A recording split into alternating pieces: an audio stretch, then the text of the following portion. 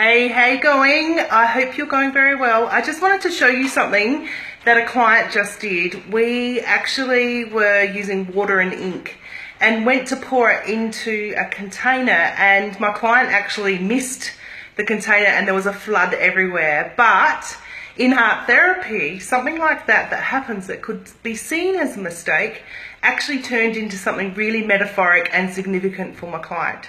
So I'm just going to do a bit of a whip around and we'll have a little look at, this is my table. Some of it has been cleaned up, so it looks like a disaster zone, but this chaos had to actually happen.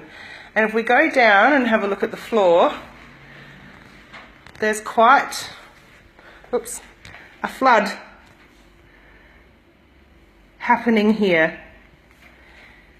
But this became really significant for my client because quite often they have to clean up their mess all the time.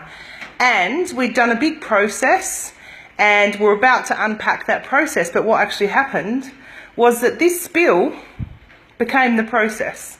And there was even like marks made on the table. Whoops, a bit out of focus. But also how the catchment sort of happened. And so quite often clients need that expression and freedom just to allow things to happen. So it was quite lovely to see my client, who was panicking that they'd spilt all the water, then realise that the learning could come from that spill. And what they did realise was it was about letting things go, going with the flow, the energy behind things, clearing the path, having a look at how things are. So that's what can happen in art therapy. It's about the exploration that happens and the insight that happens with that exploration. So to anyone else, this just looks like a big mistake and a mess and something's been spilled over. But instead of cleaning it up straight away, what we did was have a look at it. What's there for them? How can they interact with it? And they actually did quite a bit, because tipping it over the edge actually became quite significant, and they ended up pouring the water onto the table again and again and again, because it was about something being expressed, something being explored, something being released. And that's how art therapy can work. So thought I'd just show you that before I mop everything up. But also this morning I did an amazing workshop with a group of school counsellors, and a very dear place in my heart because that's where I started with my counselling career and art therapy.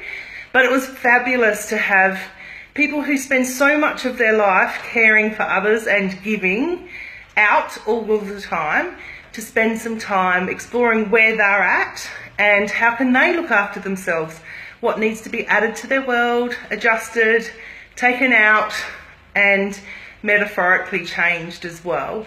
But it was really good to share art therapy with them as well. So that's what I've been up to today. Tomorrow, if you are in Adelaide, we are going to be at Icon Institute. They have an open day tomorrow. So if you're interested in art therapy, counselling, youth work, kinesiology, they do some fabulous courses. So I'm actually going to be running a workshop to demonstrate art therapy. So if you're keen, just come in. It's Rundle Mall.